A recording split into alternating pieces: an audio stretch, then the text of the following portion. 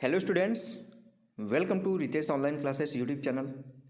बच्चों, आज की इस वीडियो में आप लोगों के लिए लेके आया हूँ संसाधन के बारे में। यहाँ पे जो मैंने आप लोगों को पढ़ाया हुआ है उसका क्वेश्चन आंसर मैंने कहा था कि मैं आप लोगों को एक अलग सी वीडियो में उसके क्वेश्चन आंसर जितने भी होंगे वो सारे करा दूंगा।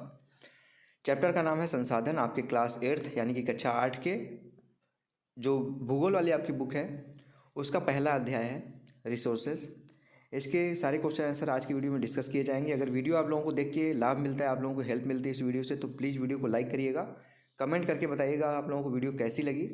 और अगर इसके अलावा आपको कोई भी चैप्टर पढ़ना है तो वो भी आप कमेंट करके बता सकते हैं। मैं 1 से 2 दिन के अंदर आप लोगों की video Ritesh online classes YouTube channel के माध्यम से आप तक पहुँचा दूंगा, ठीक है।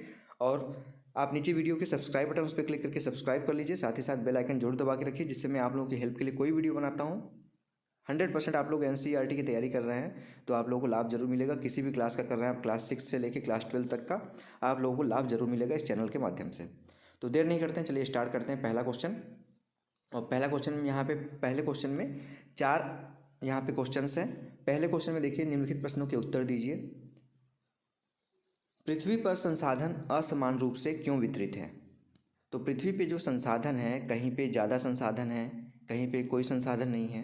तो यही पूछ रहा है क्वेश्चन कि पृथ्वी पे जो संसाधन है वो उसकी जो वितरण है वो हर जगह पे असमान क्यों है, भिन्न भिन्न क्यों है। तो यहाँ पे देखिए, इसके बारे में मैंने यहाँ पे लिखा हुआ है, प्राकृतिक संसाधनों का वितरण भू आकृतियों, जलवायु, ऊंचाई, वनस्पति जैसे अनेक भौतिक कारकों पर निर्भर करता है। यानी कि जो संसाधन होते हैं वो कहाँ पे ज़्यादा होंगे, कहाँ पे कम होंगे, वो भिन्न भिन्न प्रकार की चीज़ों पे निर्भर करते हैं, भौतिक कारकों पर निर्भर करते हैं। जिसमें से है वहाँ की आकृति कैसी है, वहाँ की जलवायु कैसी है, वहाँ पे ऊंचाई कैसी है, पहाड़ है कि मैदानी एरिया है या फिर वहाँ पे ढलान है, वनस्पति वहाँ पे कैसी उगती हैं। ये सारे जो भौतिक कारक हैं इन पे निर्भर करती है कि वहाँ पे संसाधन कैसे होंगे, किस प्रकार के होंगे। पृथ्वी पर इन कारकों में यहाँ पे विभिन्नता होने के कारण संसाधनों का वितरण भी असमान है। यानी कि जो पृथ्वी पे भिन्न भिन्न प्रकार के यहाँ पे भौतिक कारक हैं, वहाँ उसी के कारण यहाँ पे पृथ्वी पे जो संसाधन है वो भी असमान रूप से वहाँ पे वितरित है। समझ गए हैं पहले क्वेश्चन के आंसर। दूसरा क्वेश्चन देखिए, संसाधन संरक्षण क्या है?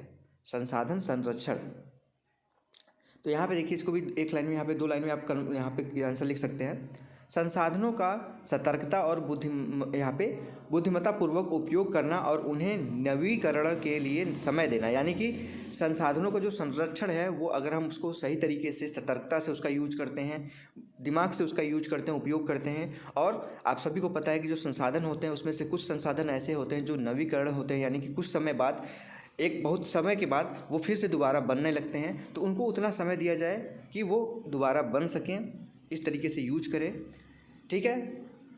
संसाधन संरक्षण कहलाता है, इसी को हम क्या कहते हैं? संसाधन संरक्षण। तीसरा क्वेश्चन है यहाँ पे आपके पहले क्वेश्चन के अंतर्गत, मानव संसाधन महत्वपूर्ण क्यों है? आपको बताना है कि जो मानव संसाधन है वो महत्वपूर्ण क्यों है। तो देखेंगे इसका क्वेश्चन का आंसर यहाँ पे लिखा गया है, मानव संसाधन इसलिए महत्वपूर्ण है क्योंकि मनुष्य की योग्यताएं भी भौतिक पदार्थों को मूल्यवान संसाधन बनाने में सहायता करती हैं। कुछ ऐसे संसाधन होते हैं, जैसे कच्चा तेल ही ले लीजिए। कच्चा तेल आप डायरेक्ट यूज नहीं कर सकते अपनी गाड़ियों में, उसको रिफाइन किया जाता है, तब पेट्रोल और डीजल बनाया जाता है। तो कच्चे तेल को रिफाइन कौन करता है? मानव करता है। तो मानव संसाधन इसीलिए महत्वपूर्ण है क्योंकि अपनी योग्यताओं के आधार पे, अपनी योग्यताओं से, अपने दिमाग से, अपनी कुशलता से कुछ ऐसे संसाधन हैं जिनको वो क्या करता है, और मूल्यवान बना देता है, ठीक है। कच्चा तेल उतना मूल्यवान नहीं है जितना आपका पेट्रोल डीजल, समझ गए। तो मानव संसाधन इसीलिए महत्वपूर्ण है। चौथा क्वेश्चन है, देखिए, सतत पोषणीय विकास क्या है? सतत पोषणीय विकास क्या है, एक एक वर्ड समझिएगा। तो चौथे क्वेश्चन का यहाँ पे देखेंगे, फर्स्ट पार्ट के चौथे पार्ट का यहाँ पे आंसर लिखा गया है, संसाधनों का सावधानी पूर्वक उपयोग ताकि न केवल वर्तमान पीढ़ी ही नहीं अपितु भावी पीढ़ियों को भी इस आवश्यकताओं की उनकी पूर्ति हो सके।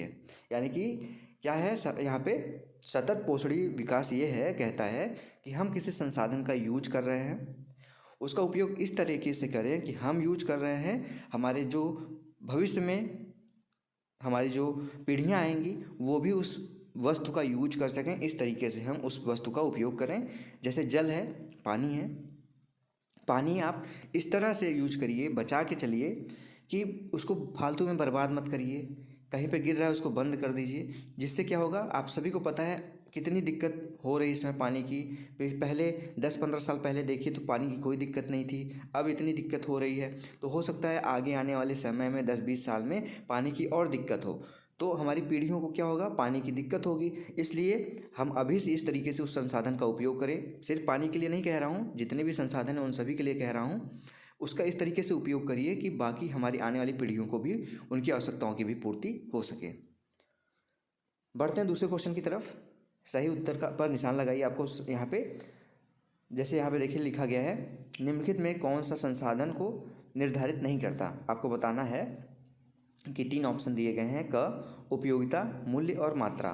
तो आपको बताना है कि इसमें से कौन सा संसाधन की को निर्धारित नहीं करता, उसकी मात्रा निर्धारित नहीं करती है। ठीक है, मूल्य निर्धारित करता है कि वो कितना महंगा है, उपयोगिता निर्धारित करती है कि हम उसको उपयोग कैसे करें, लेकिन उसकी जो मात्रा है वो संसाधन को निर्धारित नहीं करती है। ठीक है, तो इस क्वेश्चन का सही आंसर हो जाएगा आपका मात्रा। अगला क्वेश्चन है, निम्नलिखित में से कौन सा मानव निर्मित संसाधन है, यानी कि मानव ने बनाया है, हमने बनाया है, आपने बनाया है, मनुष्य ने बनाया है। ठीक है, यहाँ पे देखिए क, ख, ग 3 ऑप्शन दिए। कैंसर उपचार की औषधियाँ, झरने का जल, उष्णकटिबंधीय वन, आपको बताना है। तो मनुष्यों द्वारा निर्मित यहाँ पे जो संसाधन है वो है कैंसर उपचार की औषधियाँ। झरने का जल आपने बनाया है, उष्णकटिबंधीय वन आपने बनाया नहीं, तो यहाँ पे आंसर हो जाएगा कैंसर उपचार की जो दवाइयाँ हैं वो उस मनुष्य ने बनाया है। यहाँ पे एक आंसर गलत लिखा है, इसको हटा दीजिएगा। अब यहाँ पे फिल इन द ब्लैंक्स है, थोड़ा जूम कर लेता हूँ जिससे आपको देखने में आसानी हो। भरना है आपको, जैव संसाधन डैश डैश डैश होते हैं। ठीक है, जैव संसाधन मतलब जिनमें जीव जंतुओं के अवशेष हों, जीव जंतु उसमें से उत्पन्न होते हैं, तो ऐसे संसाधनों को क्या कहते हैं, जैव संसाधन कहते हैं। तो जैव संसाधन क्या मनुष्यों द्वारा उत्पन्न होते हैं, नहीं। क्या निर्मित निर्जीव वस्तुओं से व्युत्पन्न होते हैं, नहीं। वो किससे उत्पन्न होते हैं, जीव जंतुओं से व्युत्पन्न होते हैं। जैव संसाधन जीव जंतुओं से बनते हैं। तीसरा क्वेश्चन है, निम्नलिखित में अंतर स्पष्ट करना है आपको। 2 यहाँ पे क्वेश्चन दिया गया है, संभाव्य और वास्तविक संसाधन, और दूसरा है सर्वव्यापक और स्थानीय संसाधन। नाम से ही आप इसको कर सकते हैं आंसर, लेकिन एक बार पढ़ लीजिए। आप लोगों को मैं बता देता हूँ, समझा देता हूँ कैसे आप इसको करेंगे। पहला था आपका संभाव्य और वास्तविक संसाधन, अंतर निकालना था संभाव्य और वास्तविक संसाधन में। तो संभाव्य संसाधन वो वे होते हैं, वे संसाधन जिनकी संपूर्ण मात्रा ज्ञात नहीं होती। ठीक है, आप कच्चे तेल को अभी भी खोजते हैं, ठीक है, तो उसकी संपूर्ण मात्रा नहीं ज्ञात है आपको, तो क्या है, संभाव्य संसाधन है। वास्तविक संसाधन क्या है, वास्तविक संसाधन वे हैं जिनकी हमको मात्रा पता है कि इतना ही, ये पृथ्वी पे इतना ही है। जल के बारे में आपको पता है कि जल इतना ही है पीने योग्य, तो ये क्या है, वास्तविक संसाधन है। दूसरा यहाँ पे संभाव्य संसाधन का यहाँ पे एग्जाम्पल है, इन संसाधनों का वर्तमान में उपयोग नहीं किया जा रहा है, परंतु भविष्य में इनका उपयोग किया जा सकता है। जैसे यहाँ पे देखिए, लद्दाख में पाया गया, आपको पता है यूरेनियम पाया गया, उसका उपयोग अभी कर रहे हैं, नहीं कर रहे हैं, लेकिन पता है कि वहाँ पे यूरेनियम है। और दूसरी तरफ वास्तविक संसाधन जिनका उपयोग हम वास्तविक जीवन में कर रहे हैं, जैसे जल के बारे में एग्जाम्पल आपको बताया, कोयला, खनिज, तेल, ये सारी चीज़ें हम यूज कर रहे हैं। ठीक है, अब दूसरा यहाँ पे है सर्वव्यापक और स्थानीय संसाधन। सर्वव्यापक का मतलब सभी जगह जो व्याप्त हो, स्थानीय मतलब किसी एक जगह पे। इसी से आप समझ सकते हैं, सर्वव्यापक है जो संसाधन सभी जगह पाए जाते हैं, वे सर्वव्यापक संसाधन कहलाते हैं। जैसे वायु हो गया, सूर्य हो गया, सूर्य का प्रकाश। और स्थानीय का संसाधन का मतलब जो संसाधन कुछ निश्चित स्थानों पर ही पाए जाते हैं, जैसे तांबा, लोहा, अयस्क, सोना, चांदी। आप सभी को पता है हर जगह तो नहीं पाए जाते, कहीं कहीं पे पाए जाते हैं, इसलिए उनको स्थानीय संसाधन कहते हैं। और जो सभी जगह पाए जाते हैं वो सर्वव्यापक संसाधन कहलाते हैं। चौथा क्वेश्चन है, क्रियाकलाप करना है आपको। रहीमन पानी राखिए, बिन पानी सब सून, पानी गए न उबरे, मोती मानुस चून। ये आपका है, रहीमदास का दोहा है। ये पंक्तियाँ अकबर के नौ रत्नों में से एक कबीर अब्दुल रहीम खानखाना द्वारा लिखी गई थी। कवि किस प्रकार के संसाधन की ओर संकेत कर रहा है, इस संसाधन के समाप्त हो जाने पर क्या होगा, इसे 100 शब्दों में लिखना है। तो देखेंगे, कवि इसे नवीकरणीय संसाधन जल की ओर संकेत करता है। जल के समाप्त हो जाने से के प्रभाव कुछ इस प्रकार होंगे। यहाँ पे देखिए, बिन पानी सब सून, ये कह रहा है ना, पानी जब चला जाएगा तो कोई भी जीवित नहीं रह पाएगा। इसके बारे में देखिए, यहाँ पे लिखा गया है जल संचरण की क्रिया समाप्त हो जाएगी। दूसरा पॉइंट है जीव जंतु पानी की कमी के कारण धीरे धीरे समाप्त हो जाएंगे। पृथ्वी पर लोगों को सूखे की समस्या का सामना करना पड़ेगा। समुद्री मार्ग समाप्त हो जाएंगे। पृथ्वी का तापमान तेजी से बढ़ने लगेगा। कृषि प्रक्रिया संभव ही नहीं हो पाएगी।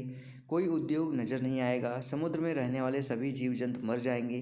पानी के समाप्त होने का अर्थ है पृथ्वी पर से जीवन समाप्त हो जाना। इसीलिए मैंने आप लोगों से कहा कि पानी जहाँ भी हो सके वहाँ बचाइए। पीने के लिए नहीं बोल रहा हूँ कि 6 गिलास पी रहे हैं तो आप 2 गिलास पीजिए, ऐसा नहीं है। आप उपयोग कर रहे हैं उसका तो सही है, दुरुपयोग मत करिए उसका बस। आओ खेलें। सोचिए कि प्रागैतिहासिक काल में एक ऊंचे हवादार पठार पर रहते हैं। आप और आपके मित्र तेज हवाओं का उपयोग कैसे करेंगे? क्या आप पवन को एक संसाधन कह सकते हैं? यह कल्पना कीजिए, आप 2138 में उसी स्थान पर रह रहे हैं। क्या आप पवन को कोई उपयोग कर सकते हैं? कैसे? क्या आप बता सकते हैं कि अब पवन एक महत्वपूर्ण संसाधन क्यों है? क्यों? जाहिर सी बात है कि आप ऐसी जगह पर रह रहे हैं, ऊंचे हवादार पठार पे, जहाँ पे हवाएं तेज चल रही हैं। तो अभी आप हो सकता है उस जगह पे उसको संसाधन के रूप में उपयोग ना कर रहे हों, लेकिन कहीं कहीं पे तो उपयोग होने लगा है पवन चक्की की मदद से। लेकिन 2138 में अगर इतने साल बाद, लगभग 112 साल बाद आप अगर वहाँ पे रह रहे हैं, 116 साल बाद, तो जाहिर सी बात है कि इतना टेक्नोलॉजी इम्प्रूव हो जाएगा और बाकी संसाधन की कमी हो जाएगी, तो आप अल्टरनेटिव खोजेंगे। ठीक है, जब अल्टरनेटिव खोजेंगे उसका, संसाधनों का, तो आप पवन चक्की का यूज ज़रूर करेंगे और पवन एक संसाधन के रूप में ज़रूर होगा, तो उसका उपयोग आप एक संसाधन के रूप में करेंगे। समझ गए? इसको मैंने समझा दिया है क्वेश्चन का आंसर। अगला क्वेश्चन है, एक पत्थर, यहाँ पे देखिए, एक पत्थर के बारे में बोला गया है, एक पत्ते के बारे में बोला गया है, एक गत्ते के बारे में बोला गया है, एक टहनी के बारे में बोला गया है। सोचिए कि आप इनका उपयोग संसाधन की भांति किस प्रकार कर सकते हैं। नीचे दिए गए उदाहरण को देखिए और रचना कीजिए। यहाँ पे एक उदाहरण दिया गया है, एक पत्थर का उपयोग कैसे कर सकते हैं, उसका उपयोग और उपयोगिता। इसी तरीके से आपको बताना है कि एक पत्ते का उपयोग क्या कर सकते हैं, एक गत्ते का उपयोग क्या कर सकते हैं, एक टहनी का उपयोग, लकड़ी की जो टहनी होती है उसका उपयोग क्या कर सकते हैं। तो जैसे पत्थर का उपयोग, स्टापू खेलने के लिए पत्थरों से खेलते हैं ना, गिट्टी वाला खेल। पेपर वेट की भांति, पेपर को दबाने के लिए पत्थर का उपयोग कर सकते हैं, उपकरण की भांति। मसाले पीसने के लिए उपकरण की भांति यूज कर सकते हैं। अपने बगीचे, कमरे को सजाने के लिए, सजावट के लिए पत्थर का यूज कर सकते हैं। बोतल को खोलने के लिए उपकरण का यूज कर सकते हैं, पत्थर का उपकरण के तरीके से। गुलेल में शस्त्र की तरह से यूज कर सकते हैं आप पत्थर का। इसी तरीके से अगर आप पत्ते के बारे में बोलें, गत्ते के बारे में बोलें और टहनी के बारे में बोलें तो ज़्यादा अच्छा लगेगा। कोशिश करिएगा आप लोग इसी तरीके से पत्ते और गत्ते और टहनी के बारे में 2-4 उपयोगिता लिखने का। टहनी के बारे में, जैसे आप टहनी से क्या करते हैं, जानवरों को दूर मारने के लिए, दूर भगा सकते हैं, तो शस्त्र के तरह यूज कर लिया आपने। ठीक है, आप लकड़ी टहनी से कोई बना सकते हैं, कोई मतलब उपयोगी सामान बना सकते हैं। गुलेल की बात हुई थी, गुलेल का जो पकड़ने वाला हिस्सा आता है वो लकड़ी के टहनी से ही बना सकते हैं। ठीक, ये सारी चीज़ें लकड़ी की टहनी से आप बना सकते हैं। तो इसका उत्तर आप खुद लिखने का प्रयास करिएगा। आशा करता हूँ आप लोगों को वीडियो अच्छी लगी होगी। ठीक है, अगर वीडियो अच्छी लगी हो तो प्लीज़ वीडियो को लाइक ज़रूर करिएगा। और अगर आप लोगों को एनसीईआरटी की कोई भी चैप्टर को पढ़ना है, कंप्लीट डिटेल में पढ़ना है एनसीईआरटी के किसी भी क्लास का, किसी भी सब्जेक्ट का, या फिर आप लोगों को उसका क्वेश्चन आंसर देखना है बिल्कुल फ्री में, तो Ritesh online classes YouTube channel को दोस्तों सब्सक्राइब कर लीजिए। आप लोगों को लाभ ज़रूर मिलेगा। यहाँ पर मैं एक एक क्वेश्चन कराता हूँ आप लोगों से, तो चैनल को सब्सक्राइब कर लीजिए। ऐसी वीडियो डेली बेसिस पे देखने के लिए बेल आइकन जरूर दबा के रखिएगा। फ्रेंड्स, मिलते हैं नेक्स्ट वीडियो में, तब तक के लिए आप सभी का बहुत बहुत धन्यवाद। जय हिंद, वंदे मातरम।